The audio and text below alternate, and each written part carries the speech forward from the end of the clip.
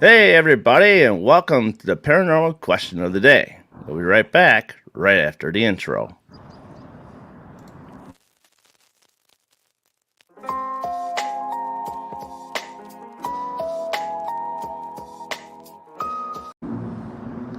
And we are back.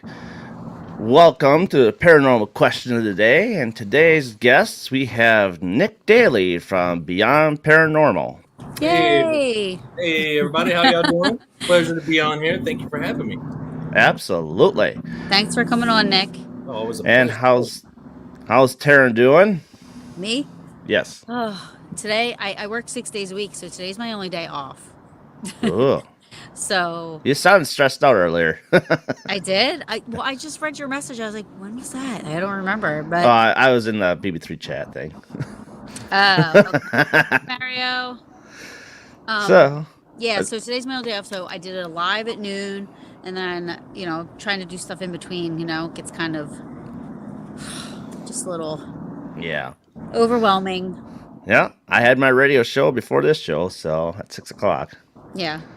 So, but other than that, But I do Monday. love. I look forward to the Paranormal Question of the Day show. I do. Well, that's good. Well, That's absolutely. good.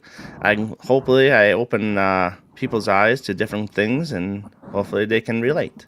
Well, I saw this is why you're here because I watched it and I said this guy totally has something, and it's a shame because he was only on YouTube, so he wasn't. And you know how hard it is to get viewers on YouTube and people to watch your videos. Oh, It's yeah. very very difficult. So it's nothing against Darren, but because a lot of my videos don't like everybody's videos. It's really a struggle. So I said, why don't you come stream on Paranormal Brew, and let people that are on there just see this because I really think people dig it, and it's worked for them, right? So far, it has. Yeah. Man, anytime anybody can set anybody up on a platform to build up para unity, man, that is like one of my favorite things, man. And I absolutely just adore other paranormal teams and people that do this. So kudos Yep. to both of you for doing that. Oh, thank you. Yeah, no, I really saw something in Darren. I really have a lot of Oh, absolutely, I absolutely. see Like, such good stuff for him in the future, so I wanted to help him out. Working on future stuff. Cheers.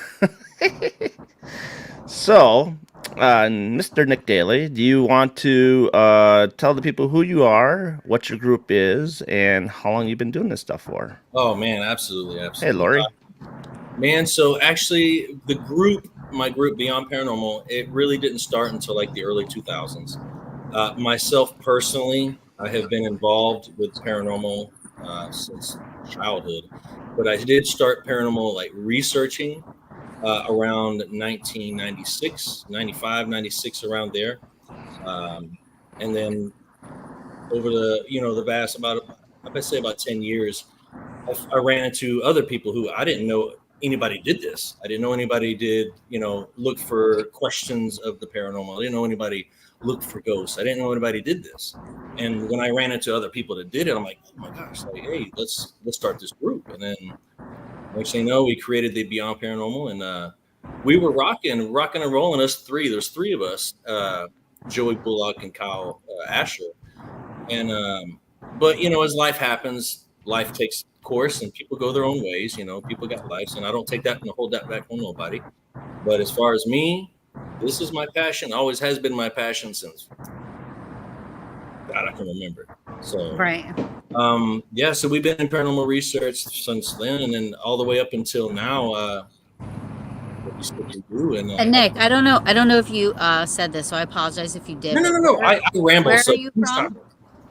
Where are you from? we are from Houston, Texas. We are based Okay, in Houston, Houston, Texas. Texas. Okay. And there's a lot of other So great there's not a lot of paranormal stuff, groups and stuff out there. there? Well, I recently so like I want to say it's from about 2000 and let's say 4 to about 2000 about 10. Mm-hmm. So about 2000. Sorry, let me take that back. 2000 about 18. I didn't know. I found 3 teams here locally but like what I'm saying. My situation is different because of certain situations that I grew up with. A lot of teams I found out, through the years that a lot of teams go to they go and rent these places. They go to these haunted locations, Waverly Hills, Black Swan Inn, all these wonderful places that look great. But what I guess where it separated me from them is I didn't know about that because I strictly stuck with families. Families reached out to me, and I helped and aided families at figuring out what they were dealing with. You know what I mean? Right. So Right. there was just a barrier of just, I guess, just not knowing each other, not knowing, hey, you do this, oh, you do this. But now running and meeting all these teams, it is absolutely incredible meeting the teams. There's a lot of local teams in Texas that I And recently. isn't it amazing how you can learn? Like I'm learning, and I'm meeting people from all over the country and outside of the country, and Absolutely. talking with people from other countries and other states on the West Coast. You know, in the Yes. central USA. You know, hearing like stuff that's so normal for us on the East Coast, and it being kind of foreign to you. You know, or the West Coast, and then Right. there's stuff in the West Coast where it's very normal for everybody over there, and we're like over here, we're like, wow, I never Right. heard about it, you know, or thought of it that way, or looked. So I think it's interesting. I agree with you 100%. Like Oh, meeting absolutely. people and learning and all that is awesome. And she's I learning about the Midwest too now. I am. I think me too, because like I said, I'm learning, and I'm a big advocate. I'm probably one of the biggest advocates for para-unity. If there is something that I can share for a paranormal team, if I can spread a message for a That's paranormal the way team, I am. I am Mhm. the same way. Like, you can go to my website. I have forms for any paranormal team.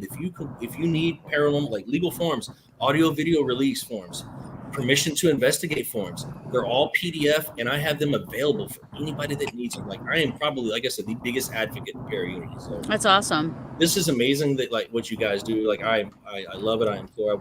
I wish I could do. I wish I had the time to do this kind of thing, because I would absolutely do this, because this is great. Yeah. Thank you so much. Yeah. No, We thank you. love doing it. I love it. Thank you.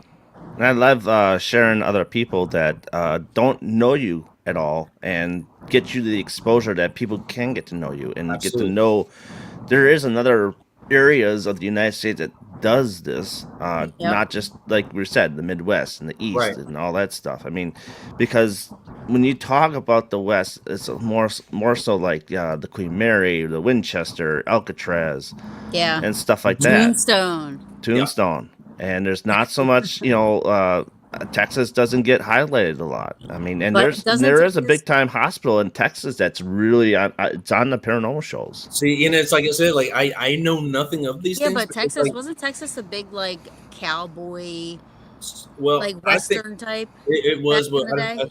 I think it was, but I think a lot of the paranormal activity, like, arrived, and a lot of them do from whenever the Germans came and settled over, and I guess after the World War, there was a lot. I know a lot of locations that do a lot of German activity and have like Oh, German. really? Yeah, That's absolutely. interesting. And another town, like, it's just which different region of Texas you go to has its own Right. lore, has its Yeah, yeah. own has its own story. Galveston, for example, the greatest national disaster happened in Galveston in 1900, September 8th, 1900. It was a hurricane that they didn't even name, that was destroyed like $26 million in damage in like 1900. So you got to equate that to nowadays. Like, imagine how much that is now. Like, and just the stories, I could go on for days telling you stories of all this stuff, and I'm just, like I said, learning this stuff within the last 6 years. But yeah, man, it's incredible of all the diversity between, like, West Coast, East Coast things down here in the South. Hmm. So yeah, man, it's pretty interesting. It's interesting you bring up like natural disasters. I just want to say something right now. I live in New Jersey, and Wharton State Forest Mhm. is on fire. It's a wildfire. Wharton State Forest is better known in the paranormal field as the Pine Barrens, all Mhm. up and down. You know, the Jersey Devil is Yeah. supposedly, you know. So Wharton State Forest is this is kind of breaking my heart right now. I just learned about it before we went live. You Mhm. know, how many acres has burned so far? And 12,000. how much? 12,000. 12,000 acres. And Whoa. it's literally 20 minutes from where I live right now. Oh my Wow. goodness. So, but I always think about the animals and stuff and all the Hmm. devastation that's happening. And they came out with it was not natural. Right. Oh. So there's Batstow Village, Batstow. That's all Wharton State Forest in the Pine Barrens. Batstow Village I have been to so many times.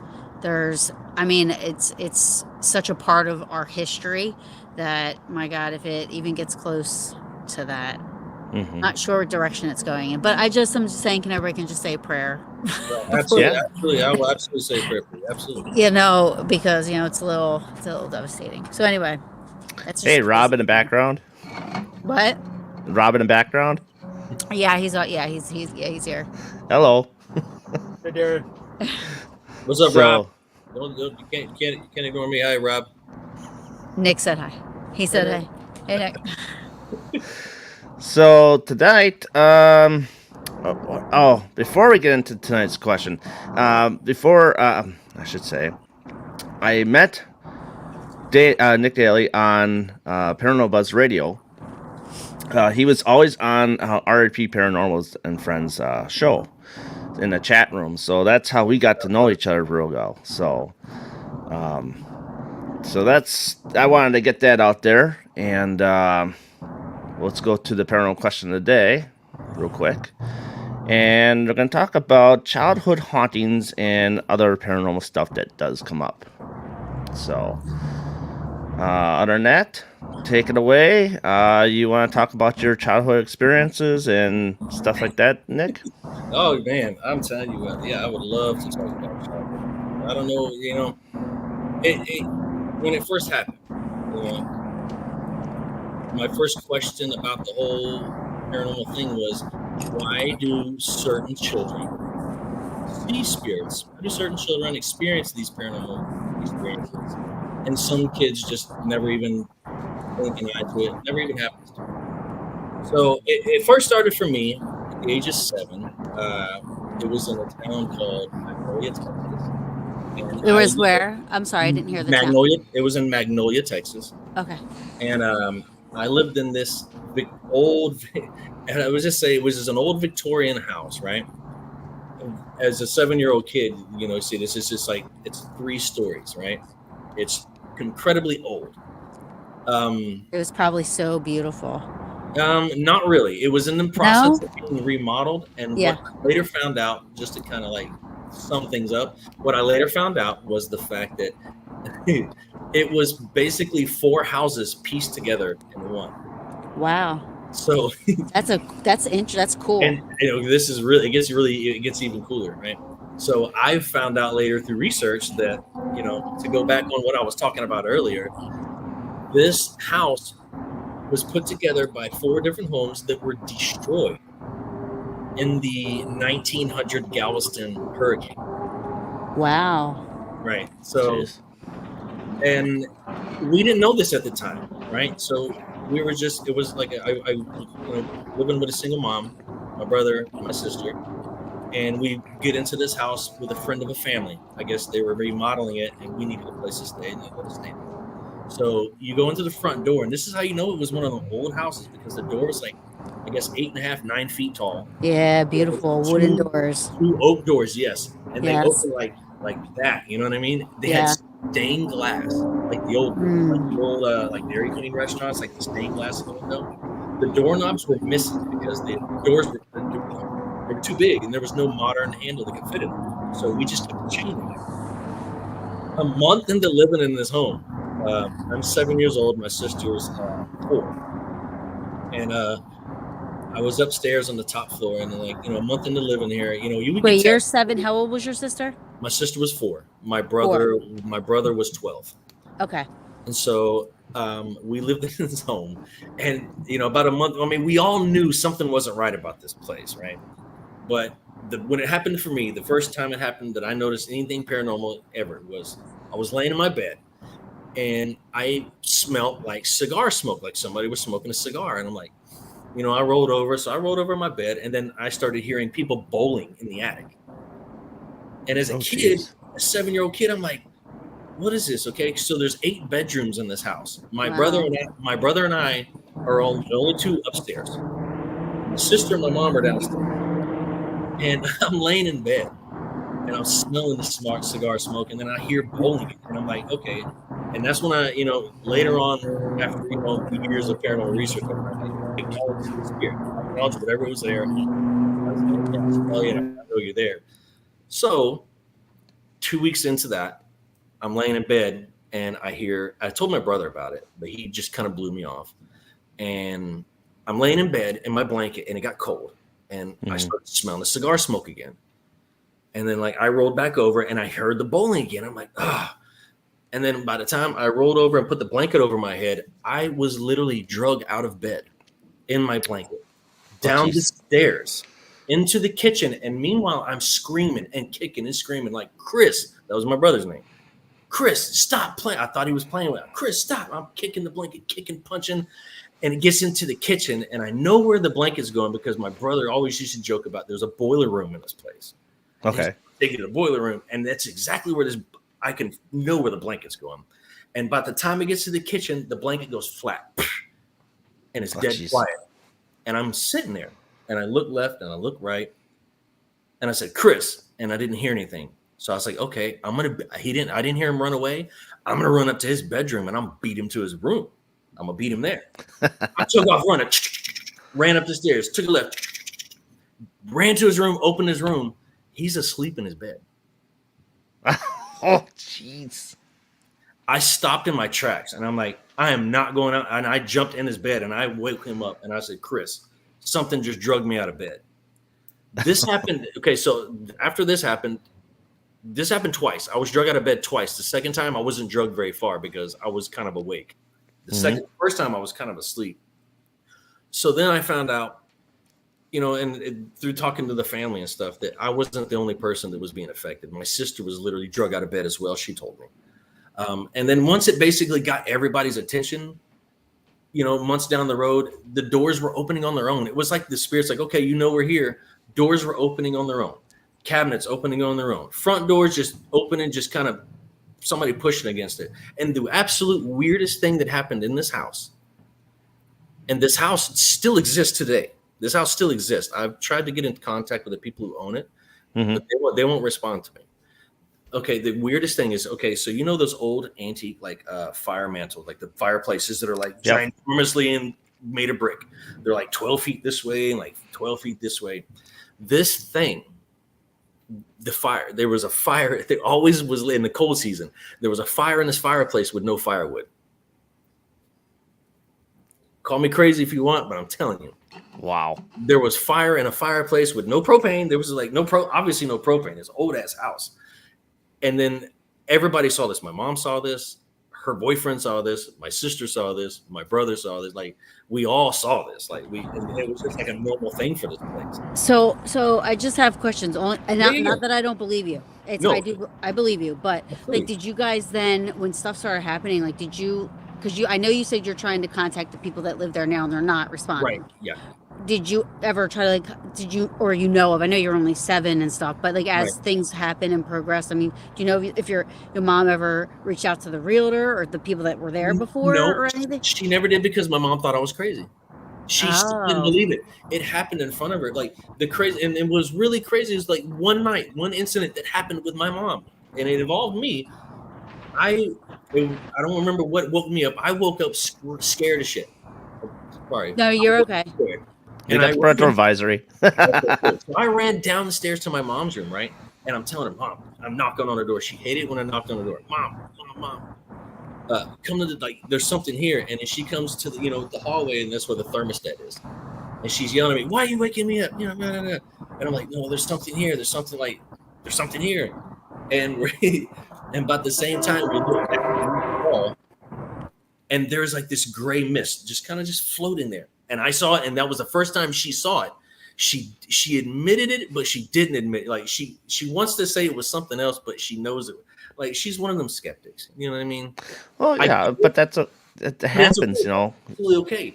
But we both noticed this because what's crazy is she noticed it, and this thing come rushing at us, and we both watched the thermostat go from 82 down to 71 or something. It would drop 10 degrees in an instant. And And it was just absolutely just there's so much activity that happened. It was just like, are you not seeing this? And everybody was just like, nah, just don't pay it no attention. Just don't pay it no attention. That's what everybody just don't pay no attention. So don't pay attention. That just happened, but You don't know, pay and attention. so did you find it easier to deal with after your mom like agreed with you, or was it easier? Yes. Oh, Yeah. absolutely. It was a lot easier because like it actually we fully didn't understand. I really didn't fully understand living in that situation other than like my own personal experiences until like 10, 15 years later when I actually sit down and talk to my mom and my sister like about what happened back then. Like, y'all want to talk about this? And like that's when I started learning about my sister. My sister was elevated. She told me she was lifted out of bed and was hovering above her bed in this house. My brother said that he felt like he was locked in one of the rooms upstairs, but that was about it. And then, of course, my mom, couldn't explain what was going on, but still was just adamant about, pray to God, just keep praying, because like we grew up in a Pentecostal home, you know what I mean? So it was really out there. Like yeah, that was like yeah, It no, was yeah. different. It was different. I want to say it was out there was different than, you know what I mean? So yeah, it was just that house opened my eyes to the absolute paranormal world because since then, everything followed me. No matter what house I lived in, something happened. Not So as do great. you think it was the house, or do you think it's you? No, I think okay. So I think it was me, and this is what I found out later. Okay, so I don't know how many people out there have crossed the veil. Meaning, have you crossed death and came back to life? Right. Yeah, Not me. I have twice now. yeah, no, not me. I've died when I was a baby. My mom, after doing this talk during all this, my mom told me I died as a kid and came back. Right. I died again when I was 21 years old in a heart surgery. I died the second time. So I don't know if that has a connection with it, but in my heart and my gut, I feel that it does. I feel that crossing the veil somehow brings you closer. It's like a lantern with moths, you know what I mean, or bugs attracted to it, you know what I mean. So no matter what maybe I'm not from 0 to 7 years old. I may not have understood anything, but like going into that house and just understanding that now, I died when I was like 2 years old or whenever I forget how I was old. I was like, my mom. It was just weird, And I think I'm putting those pieces to the puzzle together. I feel like since I've crossed that veil, that is what Abel's, that I'm so attracted to them. They're so attracted to me because I'm telling you, I go to work nowadays. I see 15 spirits a day, Right. everywhere. It's like they follow you, and I just feel like they followed me since childhood, absolutely since childhood, since that house. And maybe like, do you remember before that? No, absolutely none at all. Nothing at all. Right. I didn't think of anything paranormal. And this is what's really weird is at this house, my brother and I saw a UFO land in the woods. It almost sounds like a Skinwalker Ranch type of a I made a video like has like some houses. It sounds like there are some places that just have this whole Portal or top of them. this extra ET type phenomena, or like, there's really not one thing you can call it, Right. And us as humans, I say this all the time, we like to label everything. We like to say something is something, but like, what if everything we're labeling is really one thing, but it's just how we perceive it? Exactly. I would absolutely love to go back to this home and perform a proper just investigation of this place. Knowing what I know now, and it was just really crazy because I flew my drone over the location over there, right? I mean, the house is still standing there. They've remodeled it like completely, and I flew the drone in the back, and where my brother and I saw this UFO land, this spot. It's a barren dirt ground, and it's a circle spot that it's still there to this day. Still there to this day.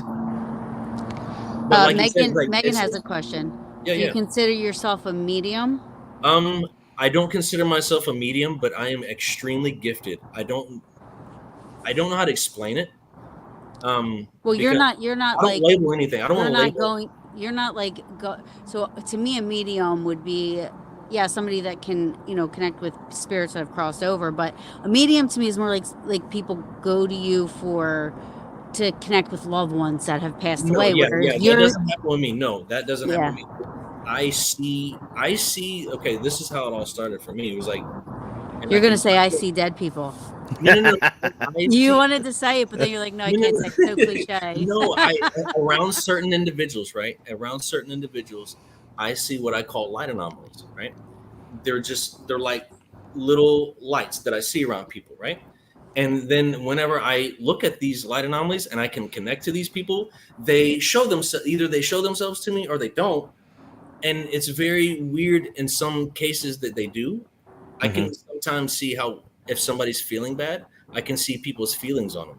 I can see So are they friends full around. body, or you can see right through them? Okay, it starts out as light anomalies, right? It starts Right. out as that. That's what I And mean. then if I'm sitting here and I'm focusing on it, and if they show it to me, then they'll show themselves. Like, for example, like, man, I got this, and I just started doing this book right here, okay? And I encourage anybody who's gifted or anybody who sees things or anything, write this stuff down. Write it down, okay? I wish I'd been writing this stuff down for 20 years because I know. I know. I started this journal in 2017. And this is all the stuff that I see that I cannot explain. Do you know I have about 4 or 5 books like that, but like where I've started writing and I'll write for about a month or two, and then I just life gets in the way, and and I know you have to be dedicated and committed, Yeah. but like I have like 4 or 5 of those just laying around of just stuff. Now I do have all of my stuff from when I was a part of a paranormal group and we did private investigations, Yeah. and like all the experiences I had, and I can recall in my, you know what I mean, with a lot of stuff that's happened. But Yeah. I think the more accurate comes from when you write it down right away, like right after Right. something Absolutely. happens, And write it down right away, because this book as goes time goes everywhere. on, Absolutely. things can get misconstrued, Misconstrued. You can misthink. Well, what was it? Was he wearing this or was it this? Yeah, like you're not doing it purposely, but our brains just, Right. That's what I gotta do with my paranormal questions. This book goes with me every day, everything, everywhere that I go. That's And I awesome. just and as crazy as the person who I met, this one was a Reiki master, right? And I basically kind of like, I'm learning whatever this is. I'm learning it still. But there's certain people who are antennas for me. So I can go around certain gifted people and it boosts me, and I can like totally read people, and I can totally tell you, okay, yeah, there's a spirit over here. I can feel her. She's sad. Her name's Sarah. And only when I'm around certain people, like, I call them antennas. And one of my good friends, she got me onto writing this stuff down, and I've been doing it for like the last 4 or 5 years, writing it down, and That's awesome. That's and, so and awesome. it's helping me so much because, like I Would said, you like, ever I like want to bump into write any a book? label, ma'am. Would you ever write a book? I want to turn this into something, some kind of a guide or something that maybe it'll help somebody else if they see something. I would love to do that, but maybe I don't. I think I want to get a couple more years logged into this, hopefully. Yeah. But like I said, it's just I do see light anomalies around people. I sometimes they tell me a story, and usually 9 times out of 10, it's people that I'm connected with personally, like my coworkers. I got some crazy stories. I can tell you all stories for days. You say crazy, but it's not crazy. Okay, so let me give you one story. I'll give you one story. Okay, so one of my coworkers. So Megan, that's what I said. I said I know that a medium is somebody that communicates with spirits, but I feel like when people ask that question, a lot of people just think it's somebody that, like what my friend April does. She's a psychic medium. People go to her to connect with loved ones. Exactly. I think of somebody that they talk to them constantly. They have that connect, that instant connection like that. I don't have that instant connection, but I can basically tell when something's in my house. I can tell when I can walk in a room and something's in there. Like I can basically tell that for sure. And I can tell you if it's a male or female for sure. But like I guess where the best part comes is when I see light anomalies around people. Like that's, to me, that's a story connection to that individual person. Right. So when you get these light anomalies and you're saying about the story connection and stuff like that, so now does that like show you okay, I wanted you to go to this location, or So does this basically, have does I pertain to this yes, location it's to more of a start a feeling. story? It's not really telling. It's more of a feeling, right? It's Hmm. not really a spirit coming to, hey, do this. It's more of like a feeling, like a gut feeling. And everybody knows what a gut feeling is when you don't really want to do something, you don't really do it. You know. Right. This, Yeah. let me give you an example. The story I'm going to tell you. Yeah. Go ahead. I'm sorry. I work with this with a salesman now. He's a vice president of sales for my company, and he was wiring in a laser etching machine at our new facility. Right, he's wiring in it, and I can tell he's distraught. You know, he just physical by movements. You know, wiping his brow. You know, just kind of hands on the hips. So he Hmm. walks over to the side, and I'm sitting there looking at him in a purple light anomaly. A purple, it looks like a lightning bug to you guys. To me, it's a purple lightning bug just starts floating around his head. And I look at him, and as soon as I look at that purple light anomaly, he walks back over to the machine, and I look at him, and there is this huge dude. He's like 6'4", wearing an army jacket, and I can see the silhouette. It's not like a translucent, Hmm. but it's just like a silhouette that you can see of him. And I see this green army jacket, right? And I see this beret on it. And this dude had his arms behind his back, and he's just looking over the shoulders of this salesman as he's wiring in this laser machine. And I'm sitting there, and so my whole deal is if I see a light anomaly around somebody, I'm gonna tell you about it. You can call me crazy, but my conscience is clear. Hmm. I Right. feel like if there's a message I need to tell you, I need to tell you something. And whether that message is, hey, you got purple lights above your head, so be it, you know? Right. Mhm. Right. Have you And ever had anybody kind of like say, I don't want to hear? Like, do you ask if you can tell them, or are you like, no, I just say, hey, I hope you don't mind, but I need to tell you this. oh, And then usually okay, they're game for it. So yeah, I walk over to him and I said, and I see, and I talk, I say, hey, Brad, can I talk to you for a minute? And he steps aside. He said, yeah, what's up? I said, hey, dude, I said, you can call me crazy. I said, most people, they can call me crazy, whatever. I don't care, but I'm honest. That's probably one of my worst and greatest, me excuse too. my I honor. totally understand it. You know what I mean? So I said, dude, I said, I see this purple light anomaly around you, right? And I said, he's standing there. I said, and it's an army dude. I said, he's in an army outfit. He's wearing a green dress uniform. He's got a green beret in, and he's just sitting there looking over your shoulder, right? And he says, get the fuck out of here. And I said, no, man. I said, dude, I said, I listened. I was like, dude, that's fine. You know what I mean? That's cool. I just wanted to tell you, dude. I just want to tell you. He goes, let me tell you a story. I said, yeah. Tell me. He goes, so my last marriage, he goes, he was married to this woman, and Oh, this is getting good. his This is a juicy brother-in-law, story. his brother-in-law was named Roger. Roger was ex-military. Roger was an electrician.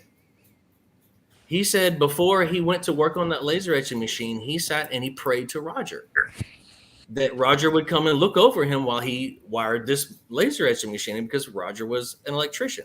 And he goes, you absolutely just blew my mind saying you saw a dude in army. I said, okay, what can you be? Tell me this. I said, was he big? He goes, oh, he was a monster. I have like 6 stories like that written in this book that happened with Awesome. different people. It happened to him, and he couldn't believe it. He said he was praying to his brother-in-law, Roger, to look over him while he wired the motor in. And apparently that's what I saw was So him. obviously you're not like meditating and stuff like that. Like this I, stuff I happens or meditate doesn't every happen. day. I meditate and okay. So I need everybody's opinion on this. I need everybody to comment on this. Okay. I got a question for you guys. Okay. Who meditates while driving? Does anybody meditate while driving? Nope. I'll get in a car crash. No, but you don't necessarily have to be I think it's your eyes music. shut and Sometimes stuff. music can help you do it when I you're need just. people's Totally. opinions down because this is very big for me right now. I need to know. I meditate while I drive. That's the only place that I can. How can you be calm while driving? I don't know. Totally, you're like a, what do you want to call, what do you call that? I am like the total opposite. I flip people off every other second. Just call me Yang. You be Yin, I'll be Yang. Yeah, I am like a total nutcase on the road. Then again, I'm from New Jersey, so would you Well, for expect me, any less from us? No. this is my whole take on driving. I know I got a point A and a point B to go to. I know I'm going to point B. I'm gonna get there. I leave early enough, so like I don't know. See, It's that's just the my problem. zone. it's my zone. I'm in my zone. Like when I'm driving, and it's like the only place that I feel like I'm safe is in Yeah. my car. And If I left early enough, I would be fine probably. that's where it was. Maybe. I don't know. I haven't. It hasn't happened yet. But I just want to know that if does anybody else did they have to go to that? I need to go outside. I need to go sit in a hammock, or I need to go in my room. Mine Oh, is I do little, enjoy my hammocks a lot. I just little can't round do it. top in Gettysburg. I have actually fallen asleep and have woken up like at 10 o'clock at night, watching the sunset there. You Oh know, man, that is my cleansing. It cleanses my soul and recharges my battery. cemeteries. That's another place I can meditate. I Mhm. absolutely. Hmm. I'm with I my can get that. people in cemeteries. Oh my gosh, I'm with my people there. They're very It's very peaceful. Oh yeah. It's and and I love the fact that I'm glad y'all love that like that, because a lot of people think that cemeteries, oh, it's a creepy place. Oh, there's ghouls there. There's witches there. No, no, no, no, no, no, no. Oh my gosh, cemeteries are some of the most beautiful places. And I show some of those on my YouTube channel. I do cemetery serenity videos to where I go in the daytime, I set up cameras and just you catch the birds, you catch the wind sounds. Just I love cemeteries. Like, in that case, so check this out. I'm gonna go back to when I was a kid, right? Been growing up with a single mom. We used to go up to Tennessee a lot, right? This was before the age of 6, and I can't believe I didn't think about this till now. We used to go clean our family's cemetery headstones as kids. That was just something that it was a family thing that we did. We went to cemeteries and we pulled the weeds, we cleaned the headstone. Awesome. That's what we do. A lot of Did people anybody else do that as kids? not as kids. That's what I'm Mm-mm. saying. I think that's so awesome that you guys did that because when I was in my group, we did that. We would go out Yeah, to cemeteries. Like that was part of what we did. We gave back to the community. You know, absolutely. we did stuff like that. But I didn't do that until I was a part of a group. I was in my Oh man, see, so I did all this I when I was mean, like 5 and 6 years God old. mother for doing that. You know what I mean? Yeah, we was from Texas because I have family in Texas, Louisiana, Georgia, uh, Arkansas, and Tennessee, and California. So like, we were everywhere. You know what I mean? Yeah, and it almost helps you to learn to respect history. Absolutely, absolutely. And I blame my mom for my cemetery fetish, or my cometrophilia that I have, as you call it. I love I've never heard that word before, actually. cometrophilia. Oh man, Yeah. check it But out, dude. you would be surprised about how many Cometromania, something like do that. love cemeteries. I love it. I love Absolutely. I'm at peace there. I can go. And it was crazy. I drive by where my grandmother's laid to rest. I drive by there every day.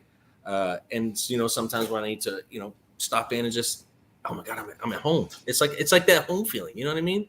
It's, Hmm. it's I like such a wonderful feeling.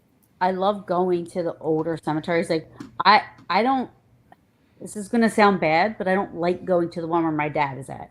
Right, right. But It doesn't sound bad. I love going to You're an energy person, huh? You love the energy of the place because the all the ones that I film are all historic. All yeah. historic. I love the historic ones. I love the stories because I'm a sucker for stories. That's why I like old country music. I'm a sucker for stories. Look up Laurel Hill Cemetery in Philadelphia, Pennsylvania. You are gonna want to visit there. And if you visit there, let me know. I'll come meet you out there. Laurel. Cemetery the coolest. They are open to paranormal people coming in and doing because Oh, but there's a I lot would of I would film it, fly my drone. I would. Oh, there are like Civil War generals buried there. Harry Callis, who used to, um, uh, spoke. I don't know what to call it. What was he? Radio announcer for the Phillies, like for okay. so many years. But again, such a cool place. You have to look it up. So Oh, in I'm gonna definitely absolutely look it up. Put it down. the one that when Adrian died, um, um, her funeral was filmed at this cemetery, and they still have her headstone at the front of the cemetery. Ooh. It says Adrian Balboa. Oh man, I think the coolest one. Okay, you want to hear a really cool story? So, like I said, I don't know if anybody. Okay, this may be a topic subject. Here we go. So, have you gone to a cemetery and taken any hitchhikers home? No, Nope. Oh and man, I am guilty very as charged. yeah, no, I'm not. So, And I actually am attached and drawn to one certain cemetery in New Jersey. Like every time I go there, I get EVPs and everything. Like it's just Oh, I know that cemetery, and I still have managed to not bring anything. so the very first time, well, the probably the most popular people that know about in Texas that are buried in Texas, and they're in Dallas, Texas. That is the infamous Bonnie and Clyde. Yeah, Oh yeah, he was telling me about this cool. So yesterday, check this out. Saturday, I think it was. The very first time I went to actually this happened the last time. I've been there twice. I've been to the first time. I'll tell you the first time I went to both there because Bonnie's buried at one cemetery, and Clyde's buried at a second cemetery. They're trying to get them buried together, but there's some stuff going on internally. I don't know. But so I went to visit them and film my cemetery serenity videos at these historical cemeteries.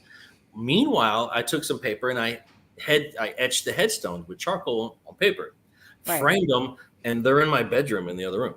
That's pretty cool. Okay. The very first night that I brought them home, and like I say, wherever, I don't know if it's because I'm just a conduit or I'm a lantern and just attracting moths. But I came to the bedroom and I'm telling you, I had 3 family members of the Clyde family. And I don't know how I know. I could tell. Mhm. But Bonnie is the one that got rid of them. I don't know why, but I feel it was Clyde's uncle, Clyde's grandfather, because he's buried with his dad, Marvin. I think it's his dad, Marvin. I could be wrong, but With him or that I brought them papers, those etchings home. Absolutely insane activity in my house, like absolutely insane. wow, even with like because I was thinking about doing that like Gettysburg because the National Soldiers Cemetery in Gettysburg, Yes. That's another place where I walk around, and the one next to it because I did find Yeah. there's somebody buried there that she has a hyphenated last name, but my last name is in her last name. So, because I'm trying to find the connections to my pull to Gettysburg, as strong as it is. Right. You feel you're tied to Gettysburg, huh? And if there's such thing as if I've had many, many lives in every single I feel okay. So I 100% agree with you. yeah. Terry. I absolutely 100% agree with you because you know why? I feel my soul comes from the Egyptian era, Mm. and it's all in here. All these visions that I have, and I don't know what it is. I don't know what it is, but I'm tied to the Egyptians somehow. Have you been to a past life regression class? No, I haven't. Those are interesting to listen If you to. can afford to it, I would definitely recommend a good one. Go do some research and find a good one. You should surprise yourself. You would probably surprise yourself. Yeah, Mhm. I've thought about it, but then I'm like, do I really want to know? Like, it's stopping me. Like, I want feel like I already know. Like I feel like you know what I'm saying. Like I've learned so much in probably the last 10 years. Well, the last 6 years. Like I said, when I met my first antenna and that Reiki master I was telling you about, amazing woman, Dragana from Macedonia, man, amazing person. Just totally just unlocked a door in my head that I never even knew was open or could be open. right. And now it's just like, man, I'm telling you, you should definitely try past life regression class. It's pretty crazy. Yeah, Surprise I yourself. thought about it, but I'm scared. Like, what if I learn something? What, What if Oh, I mean, like how, like in the past. Okay, I had a second reading, but also a regression at the same time. yeah, I found out that I was a knight back in the medieval times, and a none? lot of the times I when I went upstairs from my house, I'm like, I always feel like something is behind me. Something's behind me. It's because I was killed from behind. Yeah. See, I've heard, oh, that's cool. yeah, Yes. like Whoa. So like that's when you have yeah. fears in That's like interesting. fears, like there's been stuff that's happened to you in previous lives. Yeah. That surprises me because I wouldn't peg you as like that old of a soul. Yeah. I didn't know that either, but that's what they said. It's like I went to the table, she started talking, it's like, yeah, you know that you were a knight and you died by someone spearing you from the back. Dude, my soul is freaking ancient, man. And I'm like, that's cool. I guess that's why I'm gray here already, and I'm not even 50. That's wisdom strands, man. I think But I'm very still immature. I think it's but the thing Going is in your with fourth the past life regressions, you could have so many lives. I hear. I mean, you could be 50 to 60 different lives, and they all could be Yeah, different, absolutely, absolutely. and they can all transpire as to what made you who you are today. And that's why we have our all little knickknacks that we do, and our feelings and how we feel about things, because Right. that has helped us who we are today. Hmm. I had a medium tell me one time that me and my dad were connected in every single lifetime in some form or fashion, right? Like whether it be we were brother and sister, husband, we always had this strong relationship that was just nothing but love, and you know what I mean? Like in some, and so if I think I want to believe that. So I'm like, yeah, I believe that. So if I believe that, then I would have to believe in past life, past Man, lives. there is a Hmm. book by Alan Kardec, right? It's called The Spirit Book. Okay. And this book, and I read this book religiously. This book was released in 1850. All right. And this book was basically this scientist who was talking to 200 different spirits through two different mediums in 1850. Right. Mm, So, and in this book, they write down questions that they ask spirits. Okay, what happens when you die? What happens? All these different questions, and they allege to get responses from these alleged spirits. And to go about what you were talking about, how the energy, they say that when connected energy, how you said you were just talking about you and your dad, how in yeah. the past and in this book in 1850, and you can read it, it talks about that certain energy connected, energy moves on. No matter what vessel you're in, the energy continues. And if the energy is connected with it, will always maintain its life. It will always maintain each other in lifetime. Hmm. So it totally makes sense what you're saying. Absolutely makes sense.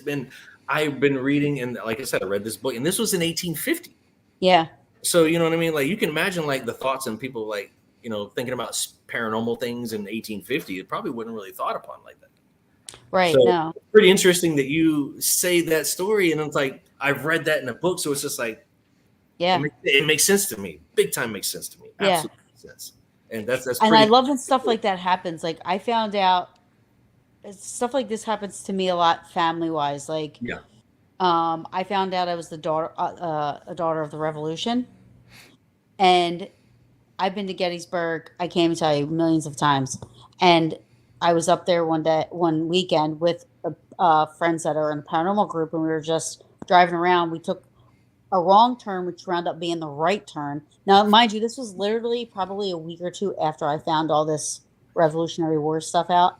Yeah. Um, we take this turn and we pass this like, now these are like some of my favorite kind of cemeteries. The ones that have like the broken down, like, or the iron fences around them. And all of them are like real small The infant stones and they look like they've been hand carved, yeah. and weathered and, whatever. So I'm like, I've never seen that cemetery before. I'm like, get out, let's go see it, you know?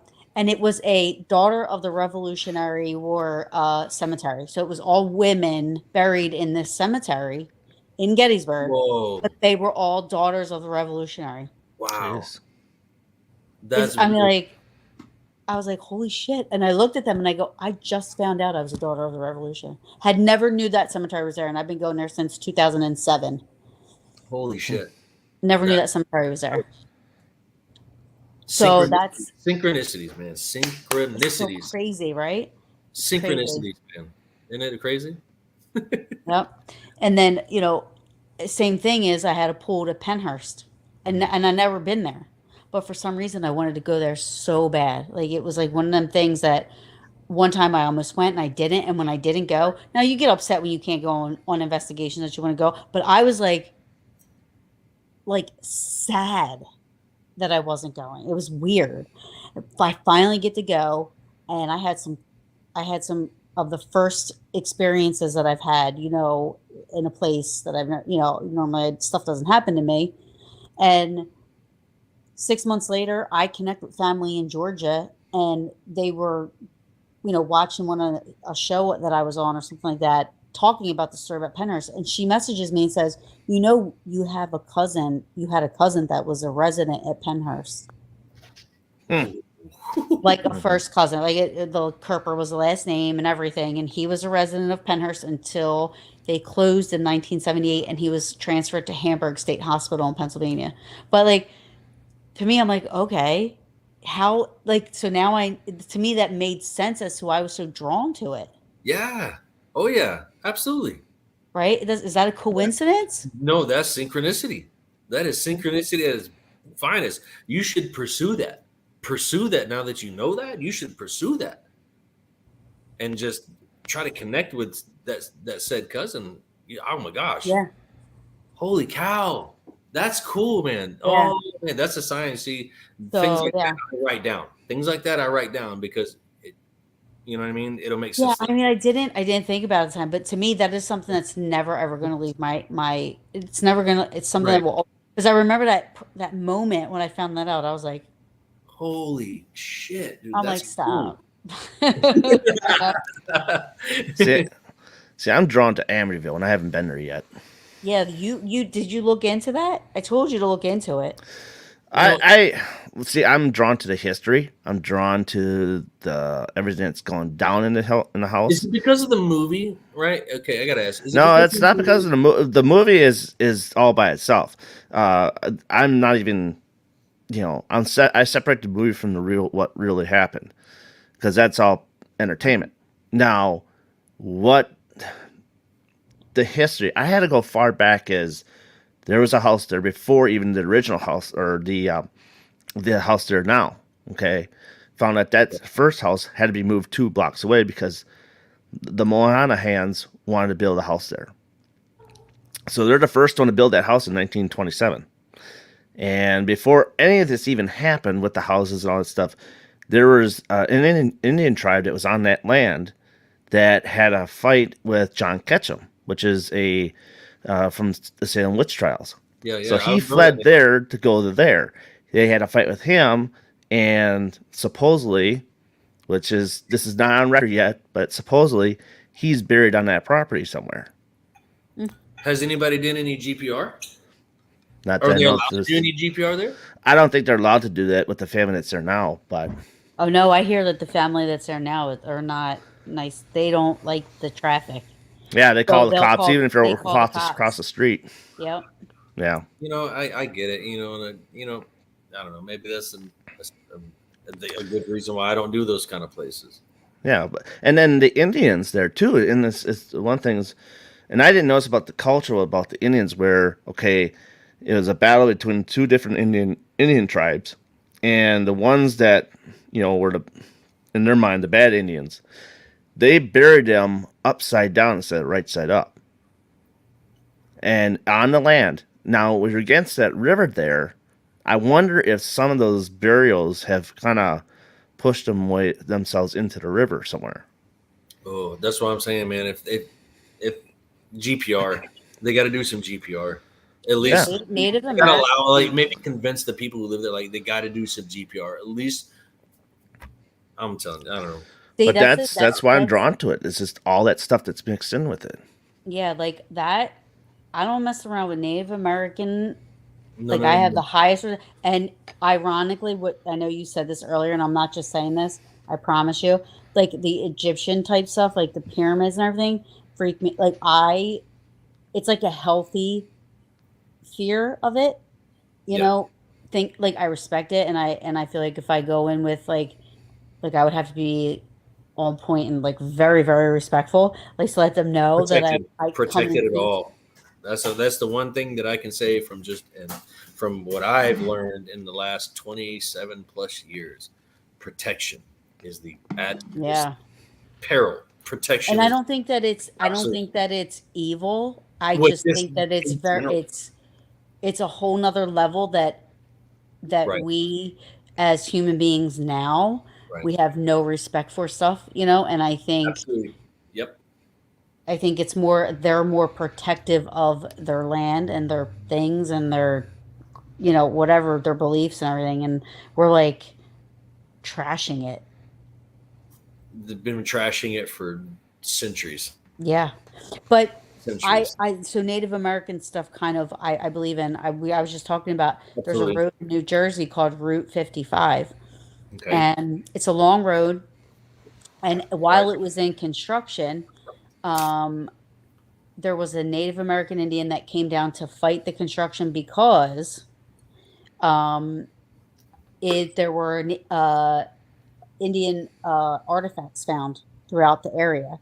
And he said that there was a civilization here, which means there's an Indian burial somewhere here. You cannot. He's like, this road will be cursed forever if you continue with this. And like, it went to court and stuff. And while it was in court, they were still building. They didn't stop building. And then something happened out of court, and ultimately the road was built. But if you read now, there were so many. The first death was a week later. It was one of the workers, a cement roller rolled over him.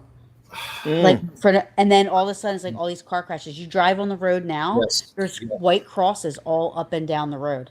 From I bet you he was really flattened. No, I completely agree with that because, like I said, down here in Just Texas, kidding. there are numerous Indian burial sites that Yeah. are not marked. Nobody knows where they're at. Only the natives know where they're at. And in certain areas, I found 3. In 20 plus years, I've only found 3. And in those areas are exactly what you're claiming. Exactly what you're claiming. Intersections with cars being wrecks and stuff. Different things like that. Just different things that don't normally happen. I'm like so crazy. Like when I'm watching my GPS, I'm like, is this taking me to 55? Because I am not. So then I'm like on 55. I'm going to 55. I'm going to 56. I'm like, the whole time I'm like, but I'm a good person. I'm a good person. And I love animals, and I love trees, and I try Yes. plants back to life. Like I'm I saying this love the whole time. life. I love The whole life. time I'm right. And then I'm like, but didn't they believe in like sacrificing people for like the greater of the gods or something? Like, I'm like, but I'm a good person. Well, I don't litter. I don't litter. I don't litter. I'm good. I drink We- wine. I'm good. I don't litter. I'm a perfect. Yes. we have a mental facility here in town, the Winnebago Mental Institute, and that is all built on top of Indian burial grounds. Oh, There was All something of it. down here in Houston. They built a hospital on top of an Indian burial ground. That was Mhm. one of the 3 ones that I found about. wow. And they're making a new building alongside the old buildings, and as they were digging, they were bringing up bones. So they had to stop and get an archaeologist out there to figure out what these were. Mm-hmm. And this place also has a hidden cemetery that's not shown to the public, and it doesn't have any headstones neither. And there's about 750 people What is it? A buried in potter's it. field? Huh? Is it a potter's field? Do you know what a potter's field is? I've I'm only not heard. saying that to be ignorant. I don't know. No, if no, it's no, no. I, East I, I Coast haven't heard the thing or term what. too I much. don't know what a It potter's has field is. it's a big open field with with the American flag in the middle of it. Okay, but everybody that's buried in there has no headstone. So in New Jersey, and I don't know where else, there are places that we call potter's fields, Okay, where people who have no family and couldn't afford funerals, Okay. they would just bury them. So a lot of maybe them that's probably what it did could be not then. get headstones because there was no money. There are some that have, like there were veterans, which makes you feel really sad that you fought for this country, and then at the end, Oh yeah, there's veterans buried there too. They call them Yeah. blank fields down here. They call them blank fields. I know exactly what you're talking about. blank fields. Blank fields, yeah. Okay. Yeah. So that's Yeah, the only reason why I okay, said so it that way, Darren. I I don't. got No, no, no, that's fine because That's what it I is. don't hear that term too often, so I Hey. don't mind myself what it is. Part of Paraunity. We learn something new every day. Exactly. I didn't know what a potter And, field and was. what's I never crazy know. about this That's badass. is that there's a Cub Scout camp right next door. Okay. I wonder what they. I wouldn't want to camp there. Hey, if I was a kid, I probably would. I don't know. Yeah. No, the Boy Scouts. The Boy Scouts, they camp out in Gettysburg. They'll camp out right in the park at the I need to go to Pens- Pennsylvania. Holy fuck. Pennsylvania Monument, and I'm like, why can't I do that? Why are they allowed to sleep overnight? And maybe if you give them a little extra of this, they may might let you. Yes, I'm about to be a Boy Scout. What are they called? Like the people that are Headmaster like, or whatever they called. But yeah, like the head I was, counselors or I something. was a Boy Scout. Oh, I got kicked out of Boy Scouts, but I was a Boy Scout. I never made it to Hey, Weeblos. no, real talk. No, just a side note. There's the other kids picked on me, so I set their tents on fire, and then they kicked me out. Oh, well, hey, that's what I don't like bullies, so that's what I they don't get. like bully. Hey, don't make some. Hey, don't make fun of nobody because they poor. We all cool anyway. Like, Right. I'll set your tent on fire. No, I'm just kidding. So you know what? I have to ask, like, because the activity in that Victorian house was pretty Oh, it was crazy. almost poltergeisty because it was Yes, so. but nobody wanted to just acknowledge it. But we knew about it. It's like, okay, we all know that it's here, but nobody's gonna acknowledge that it's here. But But I'm you, like, but do y'all see this shit happening? The door's opening. Like so we're you inside all, the so living room. you all were experiencing it. Like, I Yes. wonder, like, were you guys? Now we won't go there. That's like, No, please, no. Go there. Let's go there. No, please do. Let's like, were break. you guys like going through like trauma No. too? Was I there mean, like a put it lot of? this way. Um, being with my mom. My mom has been a single mom since I was 2. Yeah, Okay. God bless her, man. The fact, Absolutely. What what a my strong mom is a woman. motherfucking beast. I love my mom. Absolutely, She is the queen goddess of all women in my eyes. I love my mom. absolutely. Okay, so she basically was strong. My biological, I call him my biological sperm donor. Whenever he Right. left when I was 2, Yeah. mom took control. I mean, there was always downtimes. We were the poorest family going into schools. I was made fun of. I was treated differently by teachers from 2 all the way up to that age. And this, I ain't gonna say I don't want to even put them on blast like that because I'm better than that.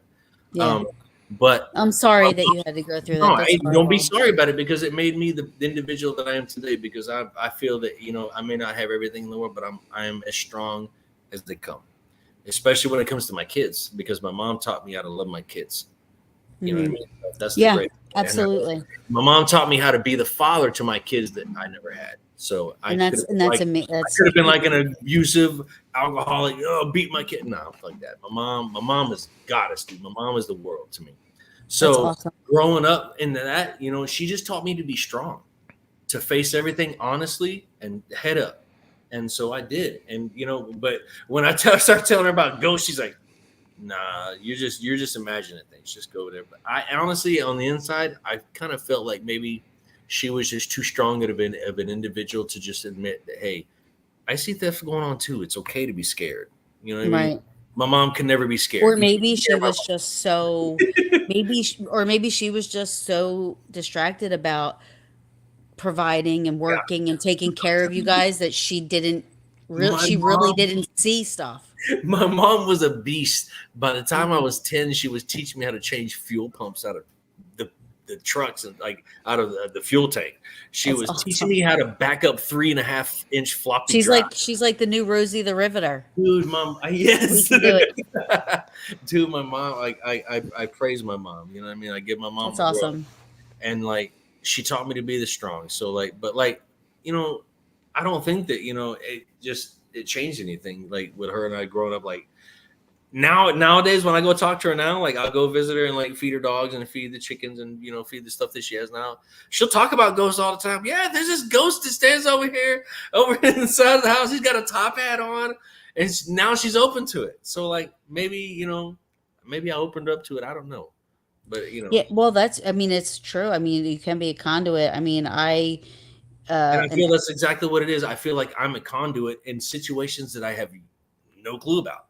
right. And they Well, come it to happened me to and it's just like, me. okay, hey, you're here. Okay, what's your name? Yeah, it happened to me. I had he's now an ex-boyfriend, but at the Yeah, time, my boyfriend, and he never was into the power. He didn't know anything about the power. yeah. Never watched shows, nothing. And he literally one day said he was like, his back was to me. I was dead asleep, and he was playing a video game on the TV. So he was like kind of like sitting with his back to me, like he was sitting on like a, I don't know, like a hutch type of a thing, and Yeah. the bed, the foot of the bed was at the back of that, and he heard the bed. So he thought I was moving around. So he turned around and he said he literally saw my dad sitting on the edge of the bed. And he Yep. said he saw, like, what made him turn around was the creaking of the bed. That's all. And he said, he turned around, saw him sit on that bed. And he said he was like rubbing my shoulder. And I said, did you say anything? Like, what do you mean? What happened? And he's like, I felt like I was intruding. Like, I felt like I shouldn't have been there. Like, I was like, you I know, love that. I love. eavesdropping. And I I said, but, and he goes, I have never seen anything like, he's like, I dreaming? I don't know. And I'm like, you were playing a video game, weren't you? And he's like, yeah. And I'm like, okay, I I love that. don't Oh my know. God. Go ahead. Go ahead. I'm sorry. I'm sorry. No, but I'm just Say saying, like, something about this after you're done. that's like the conduit part of it. Like, I Yes. don't get to see my dad. I was like, so he actually struggled with telling me that. So here's the crazy thing is he didn't tell me right away.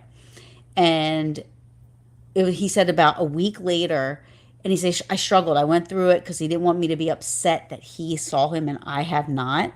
Yep. So he's like, I struggle with it. He goes, and one day I'm driving, now he's driving to work. Okay. Back to this is like kind of almost Can I stop you there? I see a lighting on me behind your head. You do. I do. Okay, so he's listening. He's got to be. He's always. I'm sorry. I'm getting flustered right now. Like I'm getting like pink cheeks because it's like. I'm sorry. Go ahead. I'm listening. Yeah, he is he's very witty, and he was very funny. He loves you. I just know that he loves you. Yeah, he's my rock still. But I can feel so it.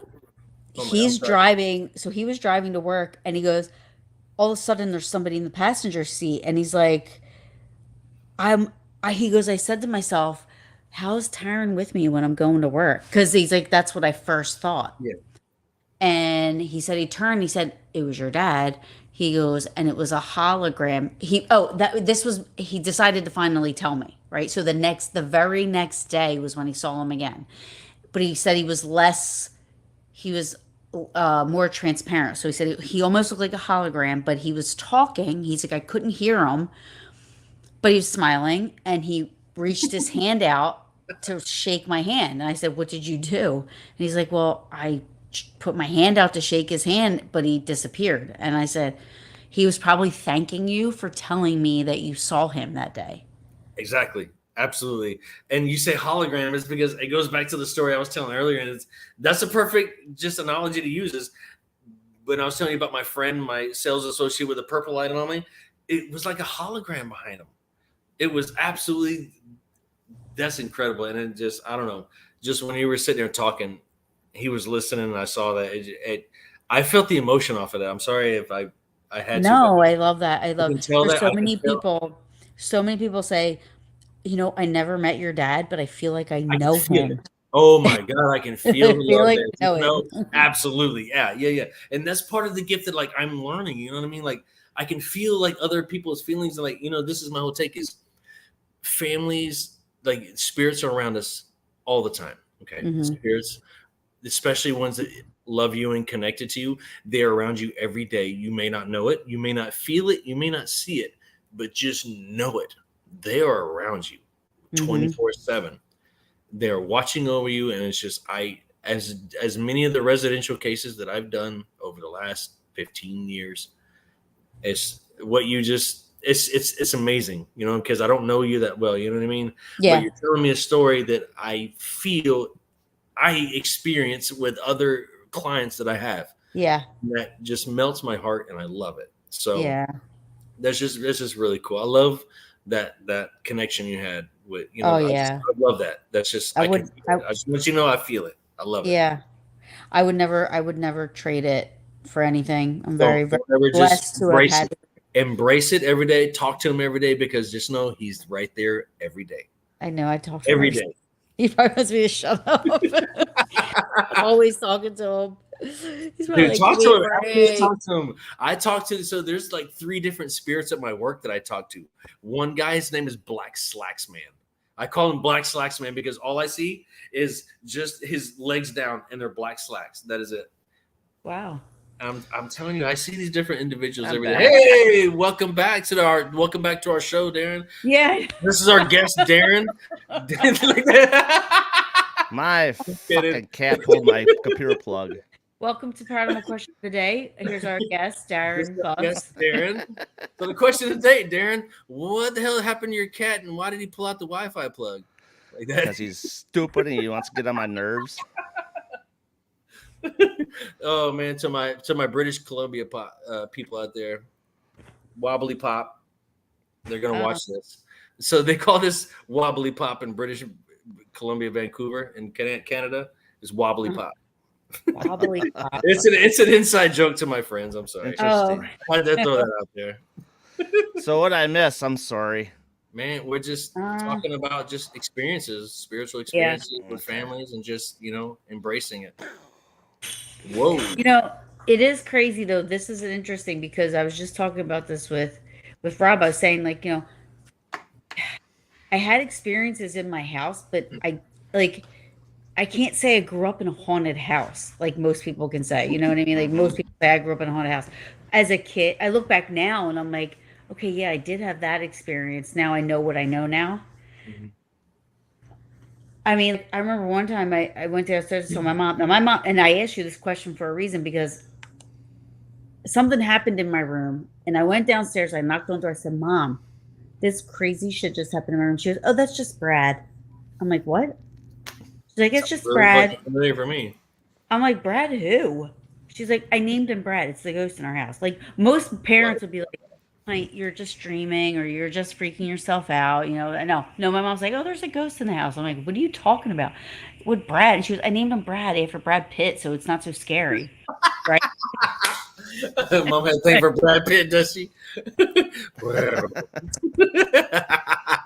That's ironically, Brad Pitt's been like number one my entire life, so I don't even know. I think she started that, but man. I dealt with my experience when I was 7. That was my first experience. yeah, like mine was 7 too. Like that's weird. It was 7 for y'all as well? Yeah. Okay, Darren, elaborate, please.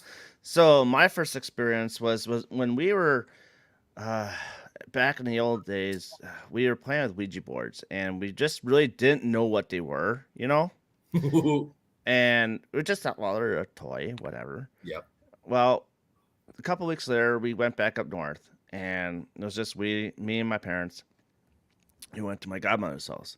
And so I went down the basement, like a normal 7-year-old would do, is play darts by himself, play pool by themselves. There was a black and white TV plugged into the wall on the side. It's just like a basement within a basement because there's an outer basement part. Yeah. And so I'm just sitting there playing, and next thing you know, and there's a lamp that's like 20 feet away from me in the back. And I always had a weird feeling in that room by myself. And so I was playing, and next thing I know, the black and white TV pops on by itself. And you have to physically turn that TV on. Okay? That happened in the house I lived in too, so go ahead. So it's like, all right. And you start thinking, okay, about the electronics inside and stuff like that. Like maybe it's kind of a shortened electric part and whatnot. So I'm like, okay, thinking nothing of it. I'm just going to pull this plug out of the wall so it can't come back on. And when I did that, and then I always felt that this lamp was moving towards me. And I'm like, God, why do I get that feeling that this lamp is moving towards me? Why is that? But you look at it, and it's like not moving. So kept on playing, doing what I was doing. And then next thing you know, the TV comes back on. After you unplugged it? After you unplugged it? Yeah. After I unplugged it. Okay. Sorry, my TV took a shit on. So I've never had experienced that. Yeah. So the TV came back on with it being unplugged. Now I'm like, okay, I'm kind of getting freaked out. Kinda. And kind of, I know, right? I've been like, well, Ghostbusters. The first Ghostbuster freaked me out, because I was young. Anyways, not having it. I was not into the paranormal. I was afraid of it. I didn't want anything to do with it up until I was like till 2007. To be honest with you, I was scarred from the movie Ghoulies. Scarred me. E.T. scared me when I was young. Poltergeist, the first Poltergeist, Oh, Poltergeist was awesome when I was a kid. I love that movie. Oh, that's another one scared the crap out of me when I was little. that clown under Oh, the bed and stuff. No, But oh man. so as I was playing pool, and I'm like, okay, now I'm hurrying up, trying to all my son's Discord craps coming on me now. Um as I was playing pool, next thing I know, I go back with the pool stick and the lamp is standing right next to me. Right next to me. And I'm like, nope, done. Ran upstairs. That was the last time I went down there by myself. And they end up moving because the shit hit the fan, and they just couldn't Right. they couldn't live there no more. So, but anyways, I mean that was the first time I had that experience. The second time is when I was a little bit more older, and I watched the Blair fucking Witch movie, Dude, man. and I thought that sucker was real. I think everybody thought it was real. I ain't gonna lie. I don't even And know if it was real or not. No. It still scared me to being lost in the woods and not being able to get out and thinking you're going the right way, but you keep seeing the same thing over and over again and hearing weird shit. Yes. At no, it still is scary. I don't care if it's real or fake. That is still one of the scariest movies That ever. part when Mike was Oh, against yeah. when he was against the wall and his back's turned to all you see is that. I know, no. That got me. That was like, what the fuck? yeah, yeah. Scary. And so I had the old hag syndrome happen to me, where you get this old lady. She was just leaning over the top of me, face to face. I know somebody else that said this describes this thing the same exact way. And it freaked the crap out of me. I couldn't move, so it's like another form of sleep paralysis because I couldn't move. That's a scared, stiff feeling, man. I've been that. That happened to me Yeah. one time. And it's And- only boys that they call her an old hag or a witch, and they say she just kind of is like annoying a little bit. Like I don't know what this was that happened to me. I don't know if it's similar to your story or whatever, but the only time that like it happened to me, it was a very dark time in my life. I'm telling you, it was a very extreme, dark time in my life, right? And I think that's when a lot of the stuff starts getting attached, especially the dark stuff. Okay, just to elaborate, I was followed by a shadow person for about 6 years. Okay, I didn't know what this thing was, but it only talked to me one time, and it screamed at me. And the one time that I actually took a chance to actually, besides just seeing it float across wherever I went, just shadow floating across, and whether it was daytime, whether it was nighttime, whether it was I was at work, whatever, this thing was everywhere. And the one time that I did see it, it was the one time that I was absolutely stiff as a board, like what you're talking about. I could not move. I couldn't move. And I'm standing on my porch because I was just enraged. It brought rage to me. I was just absolutely, like I said, I was in a dark time in my life. And I'm standing on my porch and I look to my left and I see this gray smoke cloud. I don't know if anybody's ever seen anything similar to this. I pray that you have. I haven't. Okay, so imagine a smoke cloud, and this is about as vivid as I can get. A smoke cloud that was like dark gray, that the smoke came up and billowed down, and then came back up and then billowed down, and it was just sitting on to my left, to my side right there, and it was peeking around a bush. And this was, I don't really want to go into details of what was on my mind during the time, but to my left I could just see it, and it was peeking around the corner, like it was just like paying attention to what my thoughts were. Yeah. Sense, okay. And I looked to my left, and about the time it poked his head around, and I saw his face. And this is the only, and I'll go on record of saying this, this is the only time I've ever saw any kind of paranormal face, spirit face, energy face. Mm-hmm. Imagine it, just like I said, this cloud, and you can see that it's hovering about, I don't know, a foot off the ground. It's the smoke coming about a foot off the ground and coming back up, and it's just there. And you see it poke his head around, and it has these eyes. And I don't know, there was just like some shit you see on a cartoon, like these evil looking, like just sinister eyes. and this mouth that was probably about a foot wide, and it Ooh. looked like the Cheshire cat. It's the only thing Ugh. that I can explain that what it may look like. And it was a Ooh. Cheshire cat, and it looked at me. And when it looked at me and I saw its face, I froze, bro. Like You seriously. have like discernment. And I just sat there and looked at it, and I was like, in my head, I was thinking, what are you? What am I looking at? And then out of nowhere, it screamed at me, Banshee! Ah! It just screamed at me. And about that time, I just paralysis fell right off the porch. Like I was hit with a taser. And just hit the fucking ground. Jesus. That Wow. was probably the most that time is probably, and it was only that was the darkest time of my life. I've learned, which I told you about earlier, protection. Okay. Mm-hmm. I didn't know how to protect myself back in those days. I just knew I how to didn't be either. strong. I just knew what I thought was I was being strong, but I wasn't in general protecting myself, which I feel a lot of paranormal researchers do not do. That's true. By God, Yeah. protect your freaking selves. Protect yourselves at all costs, no matter if you're going to a new place, Waverly Hills, if you're going to a residential case, whatever, protect your damn selves. Even if you go to a place, and here I Yes. am, I'm a Christian, but I am like the worst at remembering to do that because I automatically think, like, I have like this, I have a Saint Michael tattoo on my back now, and it's big. So I have the emblem. Oh, can I stop you right there? Can I stop you right there?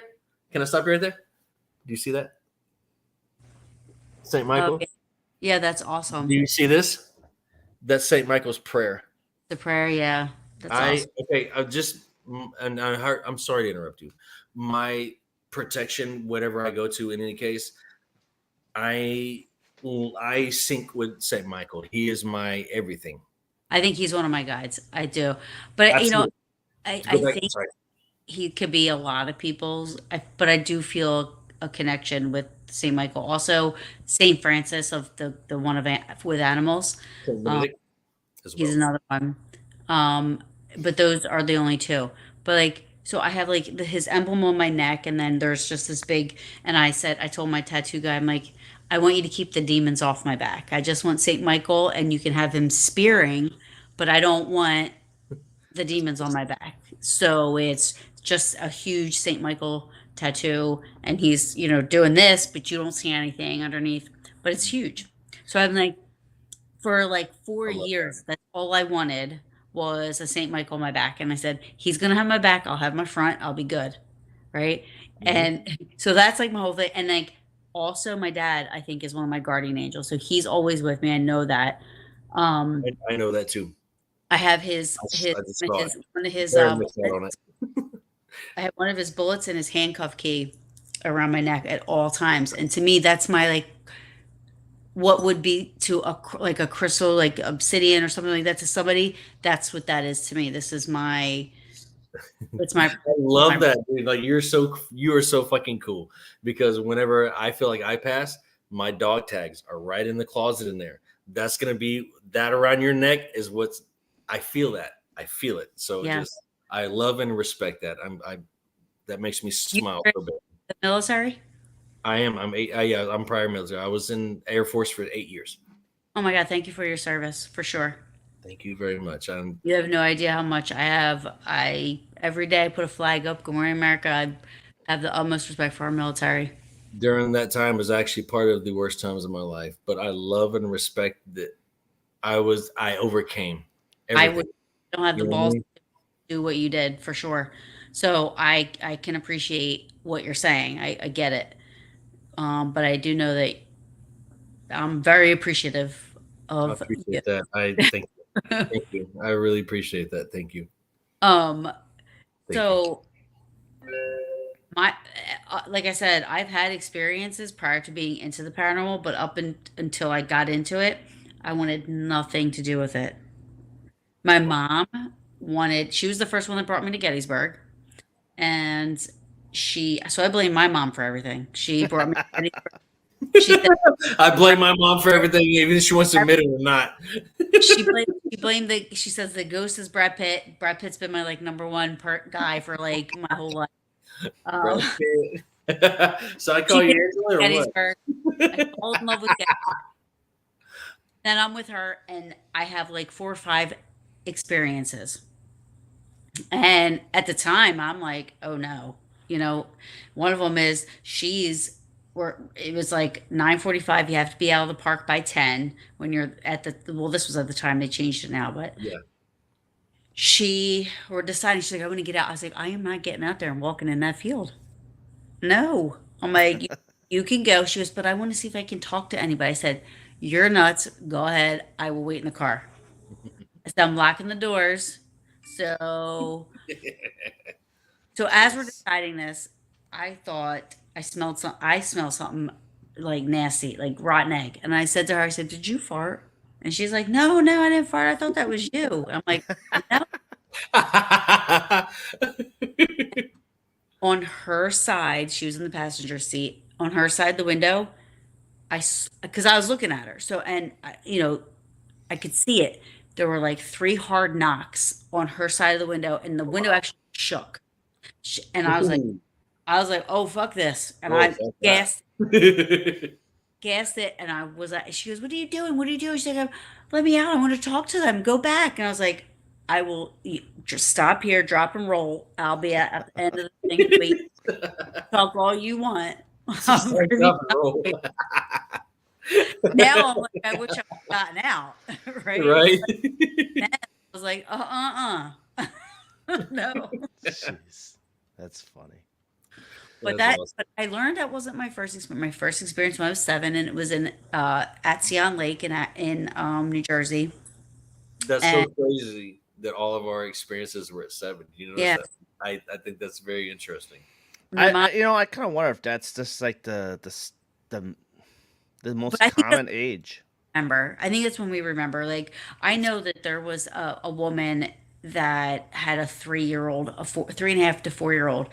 little girl, and she called me. She said, I've been seeing her sitting up at night. And, when I ask her about it, she was like, "I hear her saying words that I have to Google. I have no idea what the words are." That's Hmm. cool. And I ask her about it, and she says, "Oh, it's the woman that looks like grandma or a grandmother." So she said it was like this Wow. woman, in a white gown with gray hair, and she would just come and talk to her every night. Mm. Now she's older, she doesn't That's makes remember wow. that, This but she makes wow. remembers from a certain age on. Yeah. So Yeah. who knows? I mean, if people have experienced stuff when they were younger, they just don't remember it. Yeah. Hmm. But my first known was actually underwater. I was I was swimming underwater with my eyes open and saw a boy coming like flying at me, like hyper speed swimming at me. At the time, I didn't think anything of Right. of that, but I was at Sion Lake is cedar water, so it's dark red. Um, how I saw a dollar bill at the bottom. Fuck that. I ain't swimming in no dark red water. You crazy. Oh, believe me, I would not do that now, trust me. But back then, I didn't know any better, right? So it's like red. It's cedar water, so it's right. So you can't see the bottom. You can't see your feet, even when you're at knees length. You can't see your feet. Nope. And somehow I'm at my waist, and I look down, and I see a dollar bill. So I was like, "Oh, cool." Free money. I gotta take this. Money, money. Money I talks. go under into cedar water with my eyes open, which I never did ever. I thought it was gross, but to get this dollar bill, and I see this boy swimming at me at a speed like coming so fast. And I remember his nose was so wide. It was almost went from like pupil to pupil. Mm. Freshwater? Uh yeah, I guess that would be. It was almost like it wasn't salt water, I don't think. No. Cedar water. I'd have to look up exactly what. But he had dark hair, and I remember seeing the shorts, red shorts. And I Ooh. jumped up out of the Ooh. water, and I was waiting for him to come up because I was going to say, "I'm sorry, I didn't know that." I thought it was his money. Right. Nobody That was was there. like my first thought. Like I was like, "Oh, that was his Sure, money." it Not wasn't Jason. yeah. I don't know. It never came up out of the water.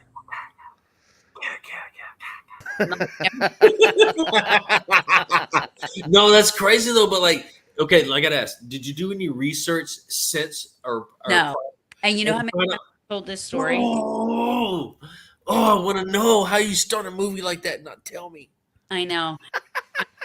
It- it's the man. it's the Pine Barrens. It's what Wharton State. It's like that whole area. It's like the Bats Hey, area. you have a lot of research to do.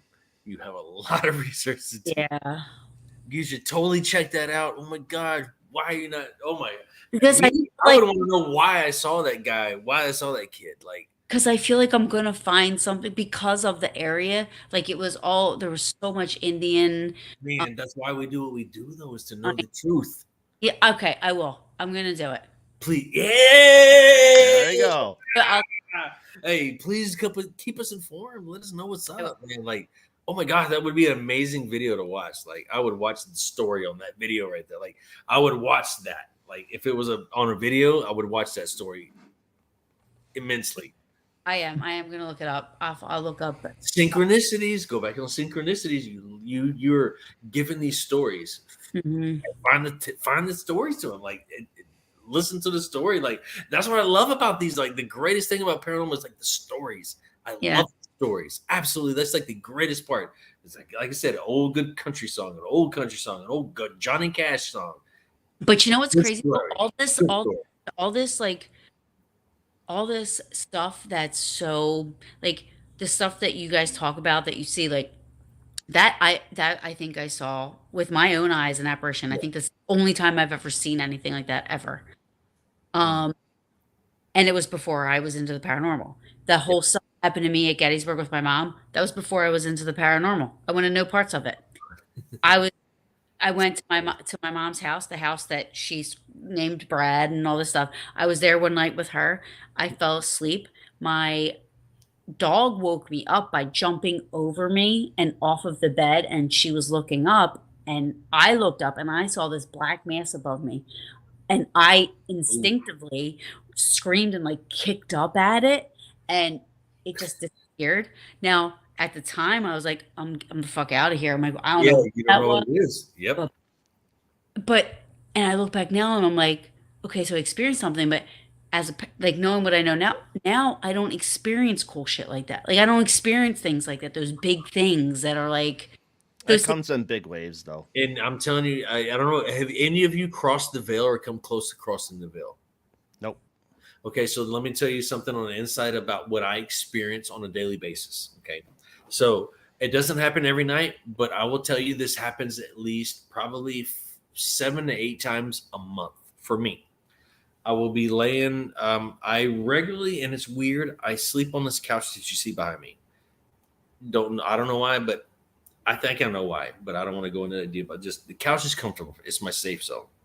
But when I'm laying on this couch, and this happens 7, 8 times a month, I will wake up in the middle of the night between 2 and 3 a.m. with somebody standing right above me. And I just seen a light anomaly right here. Somebody standing above me. And yeah, there's somebody here right now. But I will wake up and I will be in sweats. I mean, my temperature and my thermostat is set at 67. Okay. Oh my I God. will wake up and covered in sweat from head to toe. And then I will be and I know somebody's visiting me then is I'll wake up and I'll be wide awake, completely wide awake. And I'll just sit there. Has that happened to you guys at all? No. I mean, Have y'all I came mean, close to I've heard of things of like if you don't like in the middle of the night, like you say, you get up just to get up. It's to say that somebody's Oh, just standing there watching you. I'm telling you, I can feel whoever this is, like just looking above me. It's just like that feeling of just somebody just watching you sleep. It's such a creepy feeling. the only time that's happened, they weren't watching me sleep, but I had one visit dream with my dad, and as I was coming out of the dream, I saw his silhouette in my bedroom door. But I Okay. remember that feeling afterwards. Like I was like very emotional, and I was like splashing water in my face from the bathroom sink and stuff, like trying to, calm down a little bit. I was so Right. but upset. Not upset might be the wrong word.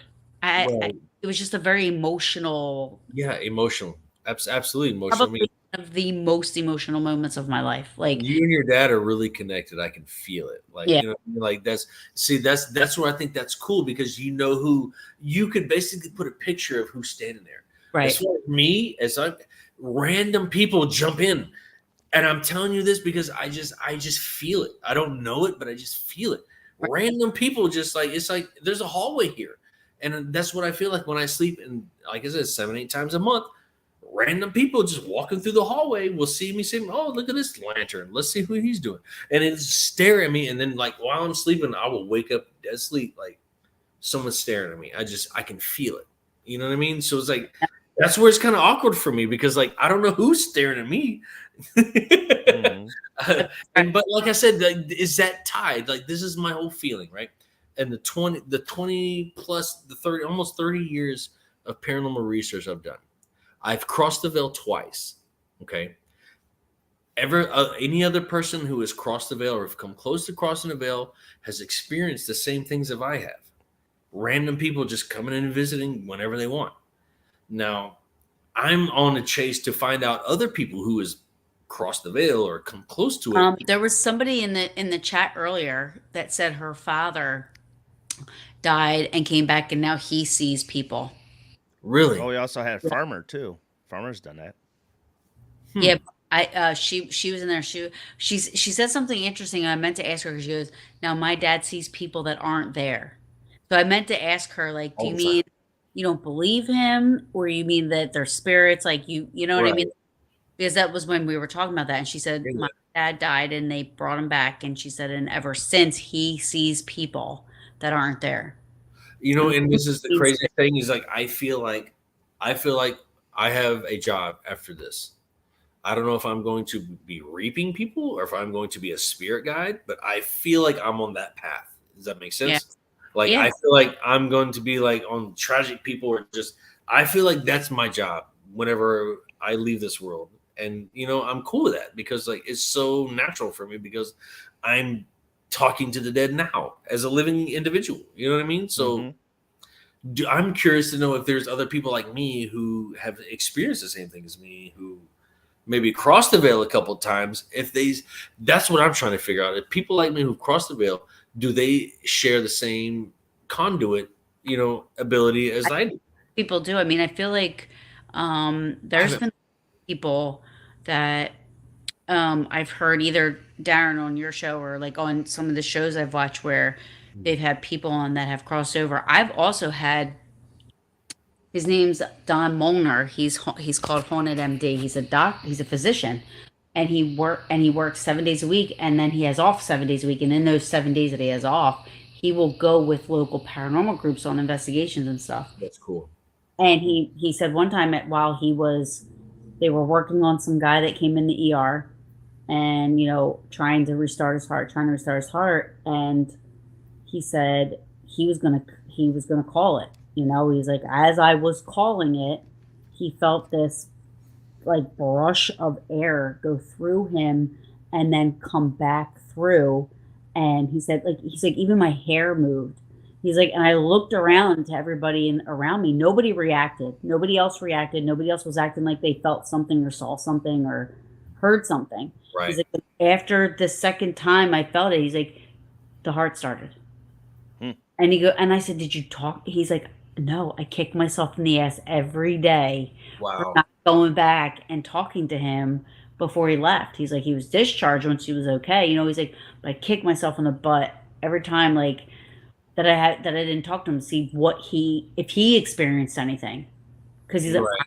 I clearly experienced something that was happening there, and he was like, I don't, I can't explain it. And to get the other side of it, he's like, who knows? Maybe he would be like, I have no idea. I didn't experience anything, dude. I don't know what you're fucking talking about, but maybe he did, Right. and could maybe put something to the other side of what he experienced. Right. Hmm. So I know he's experienced that, which that to me is pretty cool too, along with it sounds really crazy to say, oh, I think it's cool that you've experienced death and come Yeah. back. To most people, be like, were you crazy? Like, that's dumb. Like, we mean experience death. But at the same time, it does seem that people that do go through something like that come out with a special, there are some people that don't call it a gift, but a special ability to be able to communicate or see things or do Right. things that they weren't able to before, like a more of an enhancement Mhm. on some sort of their brain activity or how they use their brains or something along. It's the same thing time that people have been Yeah, struck yeah. by lightning. You hear people that were struck by lightning, and after they were struck by lightning, they've I've been struck by lightning twice. Oh my god, it's crazy you say that shit. I was struck by lightning twice. Oh my god. Holy shit. you know how hard it is to get struck by lightning? I was struck by lightning twice. Oh my god. Not yet. Come Wow. close. No, it like the chances of that happening are so astronomical. And I'm not saying you're lying, but the fact that it happened to you twice, just I mean, Twice. but I do One feel of like my there's last somebody one of else. the, oh my gosh. One I was working and then another was in an apartment complex and I was kind of teasing the lightning the second time. And it kind of like don't tease me kind of thing. You know what I mean? Oh It my was God, it was this that kind of situation. I'll this just leave just it at that.